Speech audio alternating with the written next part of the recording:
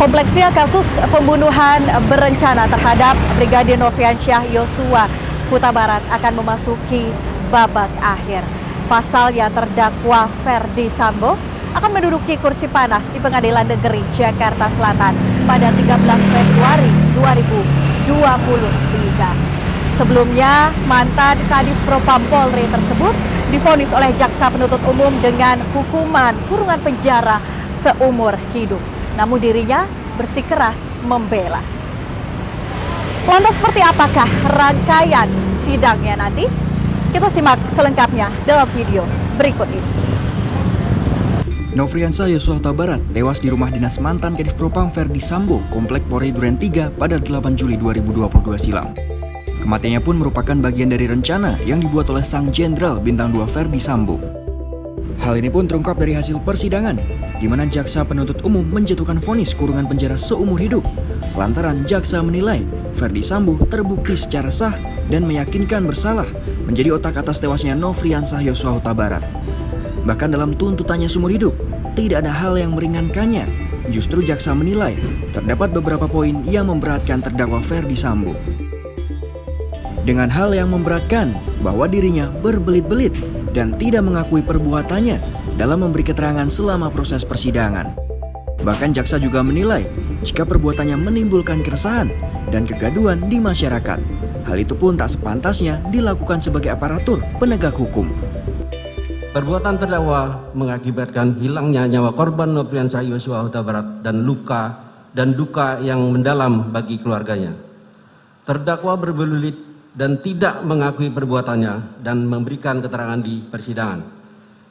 Akibat perbuatan terdakwa menimbulkan keresahan dan kegaduhan yang meluas di masyarakat. Perbuatan terdakwa tidak sepantasnya dilakukan dalam kedudukannya sebagai aparatur penegak hukum dan petinggi Polri. Perbuatan terdakwa telah mencoreng institusi Polri di mata masyarakat Indonesia dan dunia internasional. Perbuatan terdakwa telah menyebabkan banyaknya anggota Polri lainnya turut terlibat. Hal-hal yang meringankan tidak ada. Berdasarkan uraian dimaksud, kami penuntut umum dalam perkara terdakwa Ferdi Sambo dengan memperhatikan ketentuan undang-undang yang bersangkutan menuntut mohon agar Majelis Hakim Pengadilan Negeri Jakarta Selatan yang memeriksa dan mengadili perkara atas nama terdakwa Ferdi Sambo memutuskan: 1. Menyatakan terdakwa Ferdi Sambo telah terbukti secara sah dan meyakinkan bersalah melakukan tindak pidana pembunuhan berencana secara bersama-sama melanggar pasal 340 KUHP Jungto pasal 55 ayat 1 ke 1 KUHP dan menyatakan telah terbukti secara sah dan meyakinkan melakukan tindak pidana tanpa hak atau melawan hukum, melakukan tindakan yang berakibat terganggunya sistem elektronik menjadi tidak bekerja secara bersama-sama sebagaimana mestinya, melanggar pasal 49 Jungto pasal 33 Undang-Undang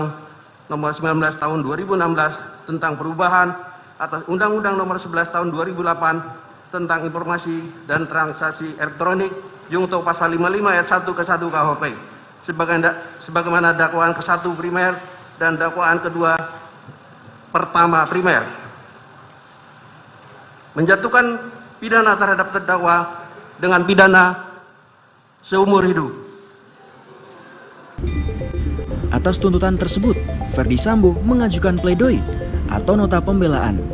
Dirinya merasa tengah dituduh dengan berbagai isu seiring kasus tewasnya Nofriansyah Yosua Huta Barat. Sambo mengaku dituduh secara sadis melakukan penyiksaan terhadap Yosua sejak di Magelang. Ia juga menegaskan jika semua tuduhan yang dilayangkan tidaklah benar dan telah sengaja disebarkan untuk menggiring opini yang menyeramkan terhadap dirinya. Majelis Hakim yang mulia, Jaksa Penuntut Umum, dan penasihat hukum yang terhormat. Sejak awal saya ditempatkan sebagai terperiksa dalam perkara ini, beragam tuduhan telah disebarluaskan di media dan masyarakat, seolah saya adalah penjahat terbesar sepanjang sejarah manusia. Saya telah dituduh secara sadis melakukan penyiksaan terhadap almarhum Yosua sejak Magelang.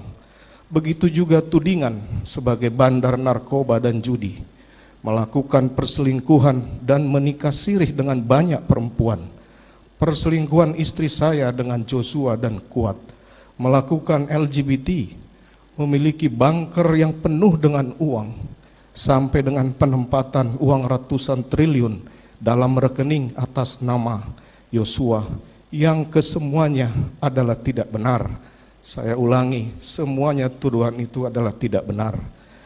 Dan tuduhan tersebut telah sengaja disebarkan untuk menggiring opini yang menyeramkan terhadap diri saya, sehingga hukuman paling berat harus dijatuhkan tanpa perlu mendengarkan dan mempertimbangkan penjelasan dari seorang terdakwa seperti saya. Sedangkan tanggapan jaksa penuntut umum atas nota pembelaan yang disampaikan oleh Ferdy Sambo ditolak. Jaksa menilai atas pledoi yang disampaikan oleh Ferdy Sambo tidak memiliki bukti yang kuat. Berdasarkan keseluruhan uraian tersebut di atas, kami tim penuntut umum dalam perkara ini berpendapat bahwa pledoi tim penasihat hukum haruslah dikesampingkan. Selain itu, uraian-uraian pledoi tersebut tidaklah memiliki dasar yuridis yang kuat yang dapat digunakan untuk menggugurkan surat tuntutan tim penuntut umum. Berdasarkan hal-hal tersebut di atas, penuntut umum memohon kepada majelis hakim yang memeriksa dan mengadili perkara ini untuk 1. Menolak seluruh pledoi dari tim penasihat hukum terdakwa Ferdy Sambo. 2. Menjatuhkan putusan sebagaimana diktum tuntutan penuntut umum yang telah dibacakan pada hari Senin tanggal 16 Januari, pada hari Selasa tanggal 17 Januari 2023. Penasihat hukum terdakwa Ferdy Sambo menyampaikan pembelaan terakhirnya atas jawaban jaksa penuntut umum yang menolak atas pledoi yang disampaikan kliennya tersebut. Pihaknya meminta agar replik yang disampaikan oleh jaksa penuntut umum dapat ditolak oleh majelis hakim. Hal ini disampaikan pada 31 Januari silam. Berdasarkan uraian-uraian yang telah kami kemukakan di atas, maka kami selaku tim penasihat hukum dari terdakwa Ferdy Sambo dalam perkara ini berpendapat bahwa replik penuntut umum haruslah ditolak karena uraian-uraian replik tersebut sama sekali tidak memiliki dasar yuridis yang dapat digunakan untuk melumpuhkan nota pembelaan atau pledoi tim penasihat hukum terdakwa. Demi tegaknya keadilan dan kebenaran serta memperhatikan ketentuan peraturan perundang-undangan yang berlaku untuk penegakan hukum di masa yang akan datang, maka tim penasihat hukum terdakwa memohon kepada majelis hakim yang mulia yang memeriksa dan mengadili perkara ini untuk 1. Menerima seluruh dalil duplik dari tim penasihat hukum terdakwa Ferdy Sambo. 2. Menolak seluruh dalil replik dari penuntut umum.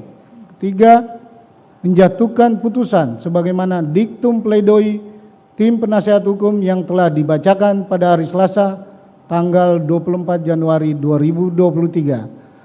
Nantinya, Ferdy Sambo akan dijatuhi vonis oleh Ketua Majelis Hakim pada 13 Februari di Pengadilan Negeri Jakarta Selatan. Ferdy Sambo telah melalui rangkaian persidangan yang cukup panjang. Namun kasus pembunuhan berencana terhadap Nofriansyah Yosua Huta Barat ini memasuki babak akhir.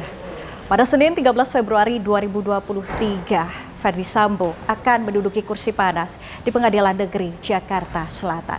Sebelumnya, mantan Kadif Propam Polri tersebut divonis oleh jaksa penuntut umum dengan tuntutan kurungan penjara seumur hidup.